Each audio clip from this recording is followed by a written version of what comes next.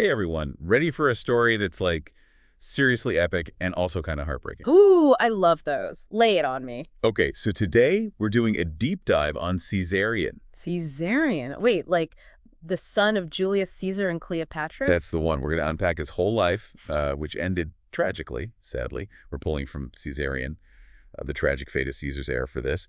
And get this, he was born way back in 47 BC in Alexandria. Wow, 47 BC. That's like ancient history times two. I know, right? Yeah. Can you even imagine being the child of the Cleopatra and Julius Caesar? Talk about pressure. That's got to be some serious nature versus nurture stuff right there. But it's got to be more than just a crazy family tree, Right. right? Oh, absolutely. I mean, Caesarion is like a huge what if in Great day. history. Now you've got me hooked. What if? What if he'd actually ruled Rome? Whoa. Okay, now my mind is officially blown. Right. So before we go totally down that rabbit hole, can we start with the basics? His name, Ptolemy XV Philometer Caesar. Try saying that 5 times fast. Seriously, it's a mouthful. Was there a reason for all those names more than just, parents with a flair for the dramatic? Oh, there was totally a method to the madness. Okay, spill the tea. Well, Cleopatra, she was like incredibly savvy. I mean, that name wasn't just a bunch of random titles. Oh, I bet she was playing 4D chess while everyone else was stuck in checkers. Exactly. It was a total power move. Yeah. Blending those Egyptian and Roman titles, she was trying to make his claim to both kingdoms super legit. So she was setting him up for leadership from day one. Oh, yeah. She was thinking long term, even with all the drama surrounding his birth. It couldn't have been easy being the illegitimate son of a foreign queen in Roman society. That's got to be rough. You're telling me Roman society was all about legitimacy and lineage? I mean, that's how they built their whole empire, right? Yes. So Caesarion's birth basically threw a giant wrench into their system. Right, total chaos. And remember, Caesar never officially acknowledged him as his son, which made him a huge target for anyone who wanted power after Caesar was, Assassinated.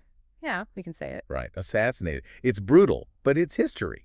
It is what it is. But wait, didn't they visit Rome? Caesarion and Cleopatra.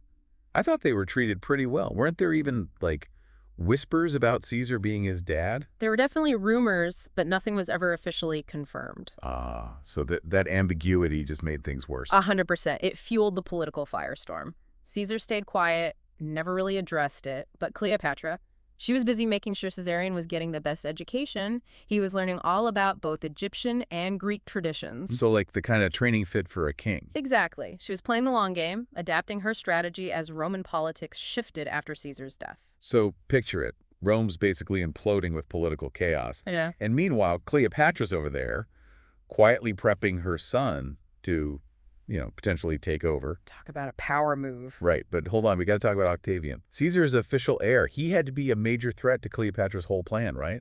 Oh, absolutely. To understand Octavian, you got to understand what Rome was like after Caesar's death. It was complete turmoil. You had all these different factions fighting for power. Like a Roman Game of Thrones. Right. And in all this chaos, Mark Antony steps up. He was this powerful general, a close ally of Caesar.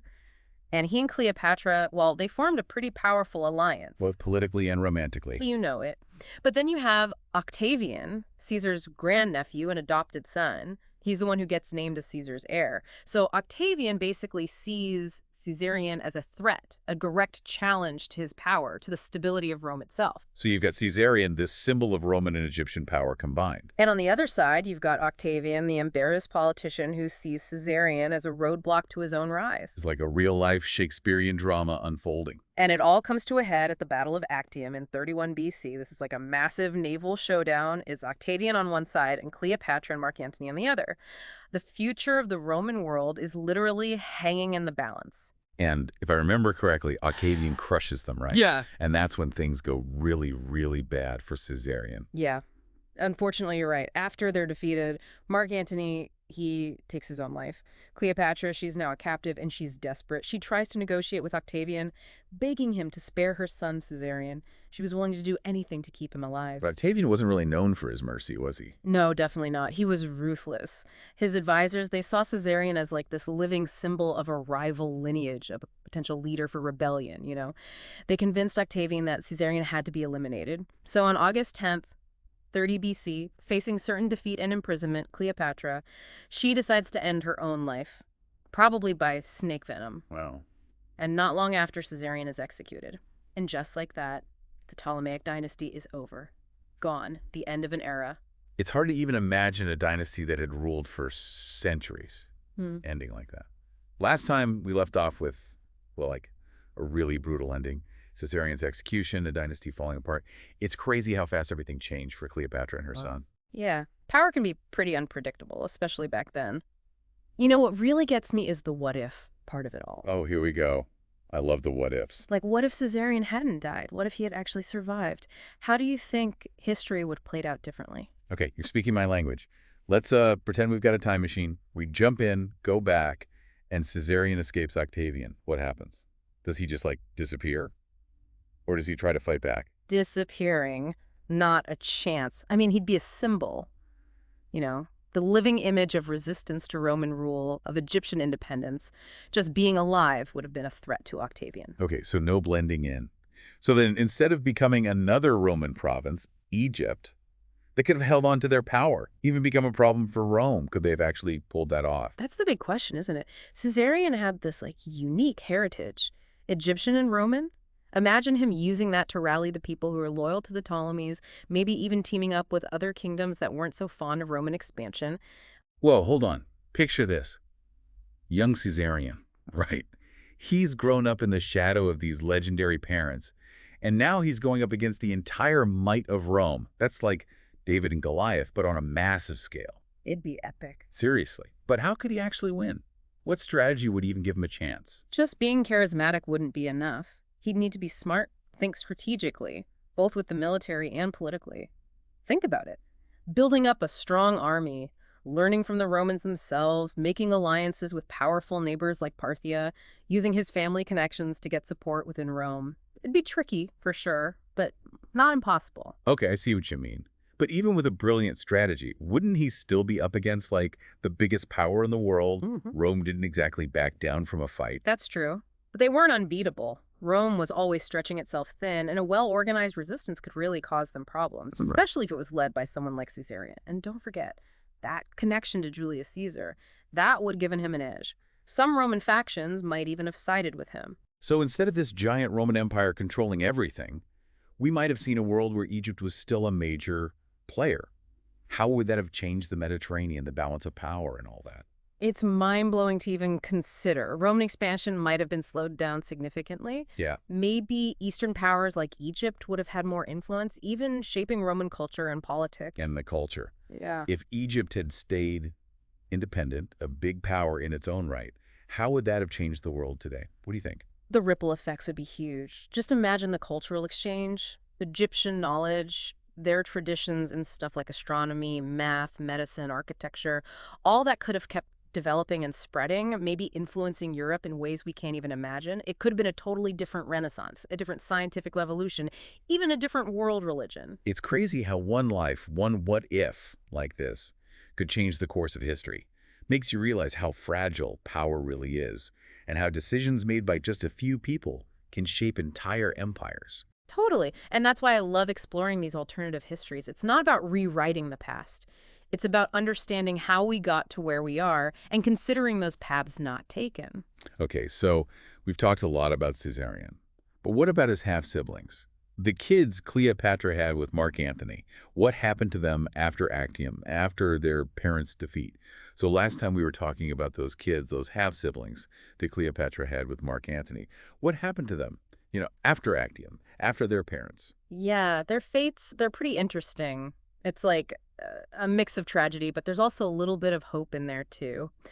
You got to remember that Octavian, even though he was ruthless, especially with Caesarion, he was also really smart, strategic. He knew how to use those family connections to get what he wanted. He wasn't just about conquering. He was building, creating this whole Roman Empire. So he was like practical, I guess. Yeah. Instead of just getting rid of everyone who might challenge him, he was like, how can I use these people? Kind of cold when you think about it. Yeah, but that's how it worked back then. Cleopatra, she had 3 kids with Mark Antony: Alexander Helios, Cleopatra Selene II, and Ptolemy Philadelphus. After their parents died, they were taken to Rome as prisoners. Paraded through the streets during Octavian's victory celebration. Can you imagine? Oh, wow. To be those kids, they'd lost everything. their parents, their home, their country, and to be put on display like that. It's brutal. Really shows you how harsh things were back then. But yeah, like I was saying, there's a glimmer of hope in their story. Octavian, he actually did something kind of surprising. Okay, I'm listening. Did he show them mercy? He did, in a way. He put them in the care of his sister, Octavia Minor. And get this, she was Mark Antony's ex-wife. Whoa, hold on, wait. That's unexpected. I mean, what was Octavian thinking? Was that some power play, or did he actually care about those kids? Oh, it was definitely strategic. It was a really clever move, politically. By having Octavia raise them, he basically took away any threat they might have posed. It was a way of saying, see, I'm merciful, I'm all about peace. And it also sent a message to anyone thinking of challenging him. It was like, submit to Rome, and your family will be safe. So those kids, who were symbols of Egyptian power, they became like tools of Roman propaganda. Pretty much. It's a wild twist of fate, right? But what happened to them? What kind of lives did they have in Rome? Yeah, did they ever get a chance to, like, be themselves? Well, two of them, Alexander Helios and Ptolemy Philadelphus, they kind of disappear from history. We don't know what happened to them. But Cleopatra Selene II, her story's pretty interesting. Okay, now I'm really intrigued. Did she escape the shadow of her parents? Yeah, I think she did. She ended up marrying Juba II, the king of Numidia. It was in North Africa. I've heard of Numidia. But I bet that marriage wasn't exactly, based on love. You're probably right. Octavian probably arranged it to, like, make sure Rome had influence in that region. So even in marriage, she was still being used by Rome. That's kind of sad. Doesn't seem like she ever got to make her own choices. Well, maybe not entirely. But there's evidence that she wasn't just some, like, puppet queen. She brought her Egyptian heritage with her to Numidia. Her knowledge, culture, all of that. And she and Juba II, they ruled together. They brought peace and prosperity to their kingdom. They even named their daughter Cleopatra, maybe a way of honoring her grandmother's legacy. Oh, wow. That's amazing. So even though the Ptolemaic dynasty ended in Egypt, a part of it lived on through her daughter. It's like a phoenix rising from the ashes. Exactly. It shows you that even in the middle of all these massive historical events, these empires rising and falling, individual people can still find a way to, like, leave their mark on the world. Cleopatra Selene II, she took what she was given and made something new, blending her Egyptian and Roman worlds together. This has been such a wild ride. We've talked about palaces in Alexandria, the Roman Empire, ambition, love, betrayal, and ultimately resilience. I mean, wow. That's the thing about history. It's not just about dates and wars. It's about real people who lived and loved and fought for what they believed in. Caesarion, his tragic story, and his half-sister, Cleopatra Selene II, they remind us that even when things seem impossible, the human spirit, it can survive, even thrive. So to everyone listening, what do you think? Yeah. Does this make you question what you thought you knew about history? Does it make you want to dig a little deeper, explore those what-ifs and those stories that don't always get told? That's what we're all about here on The Deep Dive. We want to spark that curiosity, that desire to learn more. Because history, it's not just about the past. It's about understanding who we are today and where we might be going in the future. Thanks for joining us on this journey. Until next time, keep exploring.